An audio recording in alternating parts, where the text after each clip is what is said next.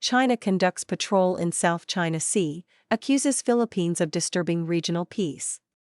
The Chinese regime's navy conducted patrols in the South China Sea from February 23 to February 26, while the United States, Japan, and the Philippines were holding joint military exercises in international waters. The Chinese regime criticized the Philippines for disturbing peace in the region. Analysts told the Epoch Times that the standoff in the South China Sea does not necessarily mean that the situation will escalate soon, and the Chinese regime's rhetoric reflects complicated political considerations. The United States, the Philippines, and Japan this week conducted joint exercises over the Bashi Channel that separates the Philippines from Taiwan in the South China Sea, according to a statement by the Philippine military on February 27. The drills were aimed at showcasing the forces' ability to operate seamlessly together in complex maritime environments, the Philippine military said. This was the first time that such joint exercises have been conducted in the Bashi Channel.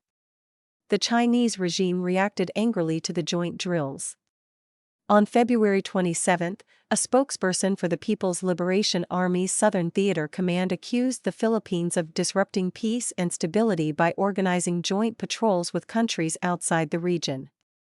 China conducted a routine patrol of the South China Sea from February 23 to February 26, according to the spokesperson.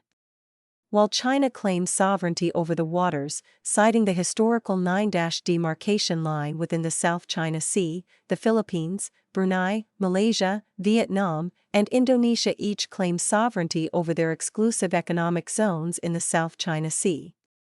Some of these zones overlap with each other, with Communist China's 9- line, and with Taiwan's 11- demarcation. On July 12, 2016, an international tribunal ruled that the 9- demarcation couldn't be used by the regime in Beijing to make historic claims to the South China Sea, parts of which are claimed by 6 governments. China rejected the ruling and has continued to assert its sovereignty claims and operations in the South China Sea. China has taken strong measures to drive away ships or fishing boats that enter the area, especially Philippine supply ships, Shen Mingxi, research fellow at the Division of National Security Research at Taiwan's Institute for National Defense and Security Research, told the Epoch Times. In such disputed areas, disputes should be shelved. It is because of China's strong expulsion that the United States, Japan, and the Philippines are preparing for the worst-case scenario. Judging from the joint drills, it's clear that the United States and Japan are paying particular attention to security in the South China Sea region, Shen added. Commenting on the joint U.S. Japan-Philippines drills conducted over the Bashi Channel, Wang Xiaowen, an assistant researcher at the Taiwan's Institute for National Defense and Security Research, said, "This may be to test the PLA's reaction, to see if the PLA has already considered the Bashi Channel and the South China Sea or even the Taiwan Strait as its own." As to the PLA's accusation against the Philippines, she told the Epoch Times, "Why is it that the PLA's daily harassment of Taiwan under the pretext of exercises and training is not considered disturbing peace and stability in the region, but other countries' joint exercises are considered disturbing the regional peace and stability?" The PLA spokesperson's avoidance of directly naming the United States and Japan in its accusation may be laying the groundwork for future joint military exercises between China and Russia, or possibly North Korea, Wang said. Furthermore, with an April meeting scheduled between U.S. President Donald Trump and Chinese leader Xi Jinping, both sides are currently cultivating a friendly atmosphere, making direct criticism inappropriate, she said. Shen has a similar assessment. Because the Chinese Communist Party is currently hoping to ease tensions with the United States, and relations between China and Japan have already deteriorated, in order to avoid further complications, the Southern Theater Command only dared to condemn the relatively weaker Philippines in its statement this time. Deterrence. As to whether both sides doing military drills and patrols in the South China Sea in the same week might escalate the tension into a conflict, Shin said that the main policy of the United States is to strengthen the defense capabilities of various countries in the First Island Chain region in order to deter China from easily launching a conflict or war in this region.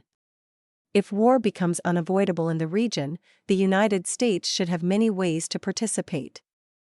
Ultimately, war with the CCP will only be a last resort. Before that, political, economic, and cyber warfare are already underway, he said. Regarding the PLA spokesperson's statement about China's need to safeguard China's territorial sovereignty and uphold regional peace and stability, Wang said that the Chinese regime is actually saying that as long as the United States, Japan, and the Philippines are not taking Chinese territory, the PLA won't launch a preemptive attack. Given the current military strength of the CCP, starting a war is not the problem, according to Wang. The problem lies in how to sustain and end the war, she said. The Russia-Ukraine war has entered its 5th year, which should serve as a great warning to the CCP. If the CCP leader Xi Jinping wants to escape his various domestic crises by starting a war, then it can only be said that he himself has determined the fate of the CCP regime, she said. Shin believes that the PLA's patrol was routine, saying, "I don't think it's likely to start a conflict or war right now. I think maintaining internal stability, conducting the CCP's 5th plenary session effectively, and balancing the power should be the top priorities right now." Shin added that when the internal power struggle within the CCP deteriorates or intensifies, it wants to take actions to divert Chinese public's attention from the domestic to the international, it might target the relatively weaker Philippines or the South China Sea. Luoya and Reuters contributed to this report.